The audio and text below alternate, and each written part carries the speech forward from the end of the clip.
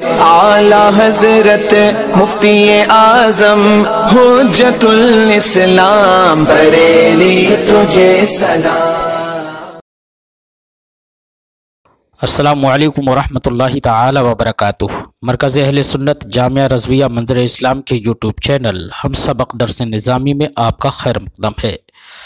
پیارے بچوں، جنہوں نے اب تک ہمارے چینل کو سبسکرائب نہیں کیا ہے وہ ضرور سبسکرائب کر لیں اور بیل آئیکن بھی ٹچ کر دیں تاکہ کوئی بھی اپلوڈ آئے وہ اس کی نوٹیفیکیشن آپ تک فوراً پہنچ جائے، اور اپنے ساتھیوں سے بھی شیئر کریں، اور بات پسند آئے تو لائک بھی کریں۔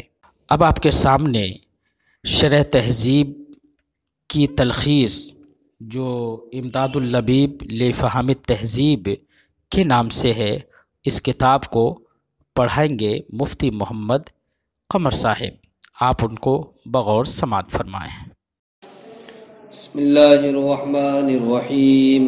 والضابطۃ شرائط الاربعۃ، یہاں سے مصنف علیہ الرحمہ اشکال اربع کے شرائط کا ضابطہ بیان فرما رہے ہیں۔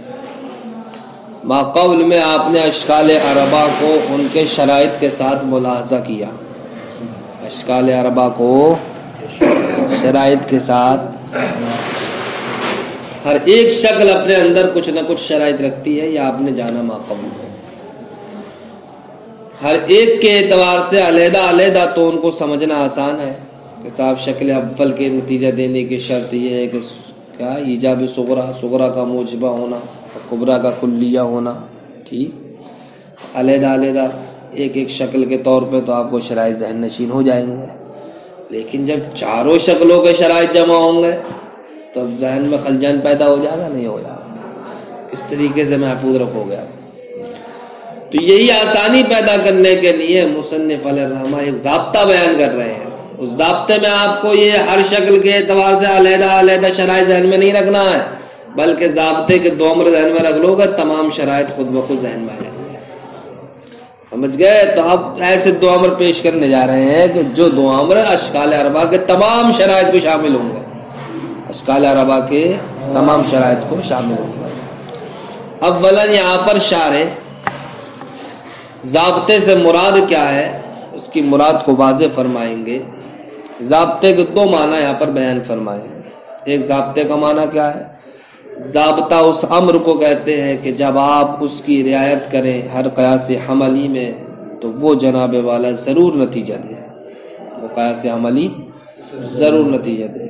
کس وجہ سے؟ اس ضابطے کی وجہ سے جس کی آپ نے رعایت کی ہے، اور وہ ضابطہ مشتمل ہوتا ہے ماقبل میں جو شرائط گزرے ان شرائط پر یقینی طور پر۔ تو ضابطے کا ایک معنی تو یہ ہو گیا، کیا ہوا؟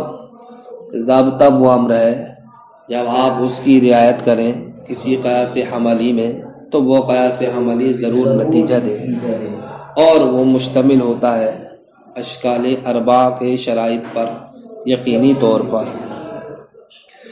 یا پھر ضابطے کا معنی کیا ہے؟ ضابطے سے مراد وہ قانون ہے کہ جس کے ذریعے سے اشکال اربع کے شرائط کو اجمالاً جانا جاتا ہے۔ ضابطے سے مراد وہ قانون ہے کہ جس کے ذریعے اشکال اربع چاروں شکلوں کے شرائط کو اجمالاً جان لیا جاتا ہے۔ کیا؟ جس کے ذریعے یعنی اشکال اربع کے شرائط کو، اشکال اربع کے شرائط کو اجمالاً جان لیا جاتا ہے۔ ضابطے کے دو معنی ہوگا۔ پہلا معنی ضابطہ وہ امر ہے جس کی جب آپ رعایت کریں تو قیاس حملی میں تو وہ قیاس حملی ضرور نتیجہ دے، اور وہ ضابطہ مشتمل ہو قائم پر گزشتہ شرائط پر یقینی طور پر۔ یا پھر ضابطے سے مراد وہ قانون ہے جس کے ذریعے سے اشکال اربع کے شرائط کو اجمالاً جان لیا جائے۔ تو ضابطہ یہاں پر بیان فرمائیں گے مصنف علیہ الرحمہ، وہ ضابطہ دو امروں کے درمیان کیا دائر ہے، دو امروں کے درمیان دائر ہے، یعنی ضابطہ دو امروں کی صورت میں پیش کریں گے یہاں پر۔ وہ دو امر یہاں پر کس انداز پر ہیں؟ منع خلو کے طریقے پر ہے، کائے کے طریقے پر، یعنی کہ ضابطے کے جو دو امر ہیں وہ منع خلو کے طریقے پر ہیں، وہی صورت کے دونوں جمع تو ہو سکتے ہیں لیکن ایسا نہیں ہوگا کہ دونوں امروں میں سے کوئی بھی نہ ہو، دونوں امروں میں سے کوئی بھی نہ ہو، لیکن یہ ہو سکتا ہے کہ دونوں امر کہیں پر کیا ہو جائیں، جمع ہو جائیں۔ تو ضابطہ یہاں پر مصنف علیہ الرحمہ دو امر کی صورت میں پیش کریں گے، اور وہ دو امر کس طریقے پر ہے؟ یہاں منع خلو کے طریقے پر ہے۔ منع خلو کا طریقہ، منع خلو کا مطلب ہوتا ہے کہ ان دونوں امروں سے خالی نہ ہو، یہ ہو سکتا ہے کہ وہ دونوں امر کیا ہو جائیں، جمع ہو جائیں، وہ دو امر جمع ہو جائیں۔ تو ضابطے کی بھی پوزیشن یہاں پر کیا ہے؟ منع خلو کے طریقے پر ہے۔ فرماتے ہیں اسی طریقے سے قضیہ کے کلی ہونے کی بھی پوزیشن کیا منع خلو کے طریقے پر ہے، یعنی کہ وہ قضیہ جناب والا جس میں حد اوسط کیا ہو، موضوع ہو۔ تو حد اوسط اگر موضوع ہو، صغرا و کبرا دونوں میں ایک ساتھ، جیسے کہ شکل ثالث میں ہوتا ہے، تو اب ایسی صورت میں دونوں ہی مقدمے کیا ہو گئے، کلیہ ہو گئے، دونوں مقدمے کلیہ ہو گئے۔ تو اگر جناب والا کہیں یہ شرط لگا ہوئی ہے کسی مقدمے کے کلیہ ہونے کی، کسی مقدمے کے کلیہ ہونے کی، اس مقدمے کے کہ جس میں حد اوسط کیا ہو، موضوع ہو، ٹھیک، تو اب یہ بھی جناب والا منع خلو کے انداز پر ہے۔ تو کہیں تو ایسا ہوگا کسی قضیے میں کہ صرف وہی مقدمہ کلیہ ہوگا کہ جس میں موضوع کیا ہے، حد اوسط ہے، اور کہیں ایسا ہوگا کہ دونوں ہی مقدمے کیا ہو جائیں گے، کلیہ ہو جائیں گے، اس لیے کہ شکل ثالث میں جب آپ پہنچیں گے تو وہاں تو حد اوسط دونوں ہی میں موضوع ہے۔ لہذا اب شکل ثالث میں جانے کے بعد اگر کوئی ایک کیا ہوگا، قضیہ کلیہ ہوگا، تب بھی شرط پائی جا رہی ہے، اور اگر دونوں ہوگا تب بھی شرط پائی جا رہی ہے۔ لیکن ایسا نہیں ہوگا کہ دونوں مقدمہ میں سے کوئی بھی کلیہ نہ ہو۔ تو اب دیکھو یہاں پر جب دونوں مقدمے کلیہ ہو گئے تو دونوں کلیوں کا جمع ہونا لازم ہے نہیں آیا، لیکن یہ صورت کیا جائز ہے کہ کوئی بھی کلیہ نہ ہو، کوئی بھی کلیہ نہ ہو، یہ جائز نہیں، دونوں ہو جائیں یہ جائز، ورنہ ایک تو کیا ہے، ضروری ہے، یعنی کسی ایک مقدمے کا کلیہ ہونا کیا ضروری ہے، ٹھیک، اور اگر دونوں ہو گئے تب بھی جائز، لیکن دونوں نہ ہو، دونوں میں سے کوئی کلیہ نہ ہو، یہ جائز نہیں۔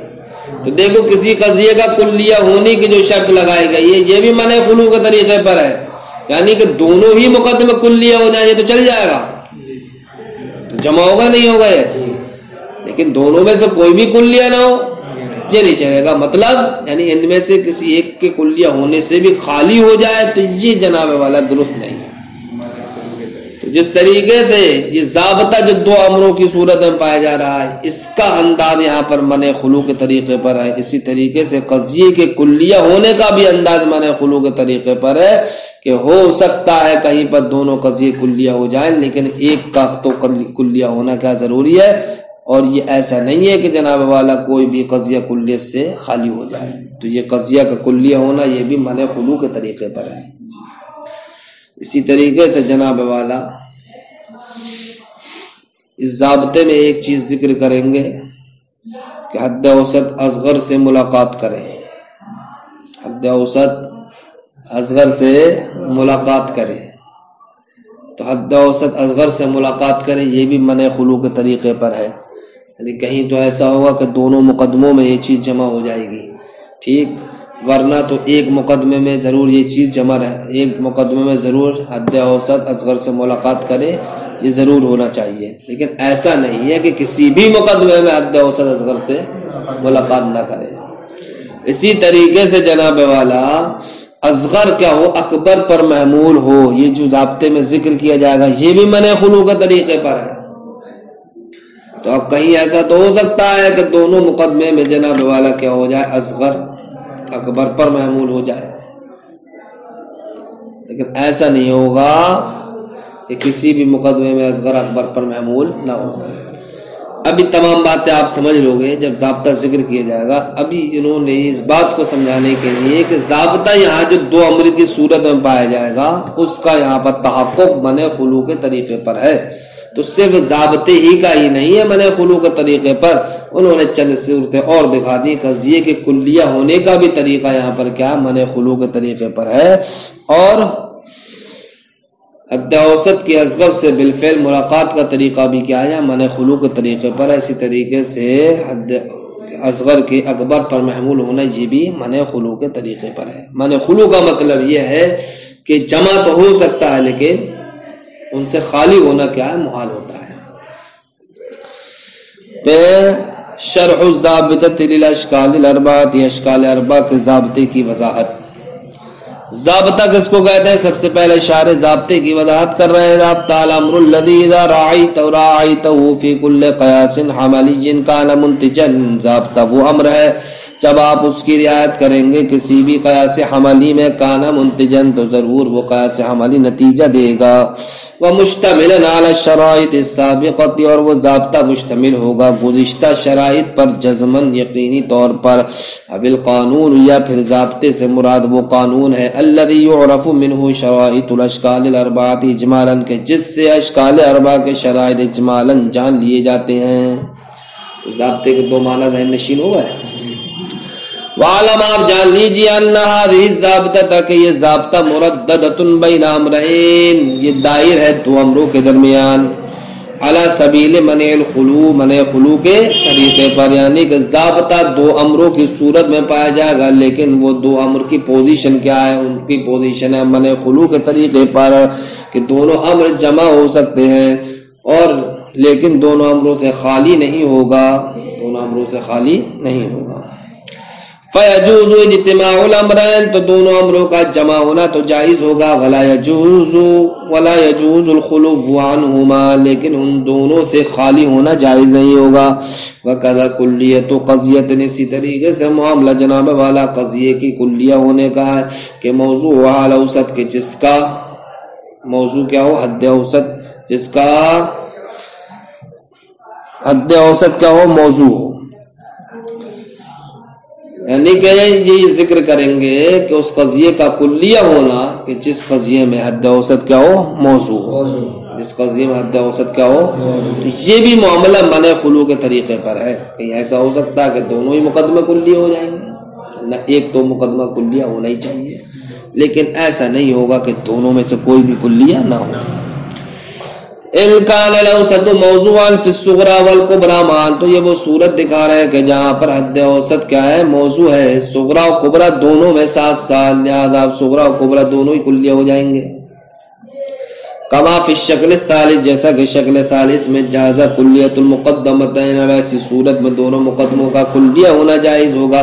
ولا يجوز خلو كل منهما عن الکلیۃ، لیکن جناب والا دونوں مقدموں میں سے کوئی بھی کلیہ نہ ہو، کلیہ سے خالی ہو، یہ جائز نہیں ہوگا۔ اسی طریقے سے معاملہ ملاقات الاصغر، حد اوسط کے اصغر سے بالفعل ملاقات کا ہے، یعنی کہ اس کا بھی معاملہ منع خلو کے طریقے پر ہے۔ والحمل علی الاکبر، اسی طریقے سے حد اوسط کا اکبر پر محمول ہونے کا معاملہ ہے، وہ بھی منع خلو کے طریقے پر ہے، یعنی کہ جاز اجتماع ہوا، ان باتوں کا جمع ہونا کیا جائز ہے۔ ولا يجوز ارتفاعهما، ان دونوں کا مرتفع ہونا جائز نہیں ہے۔ ابھی ضابطے پہ نہیں آیا، اچھا تمہیدی چل رہی ہے ابھی۔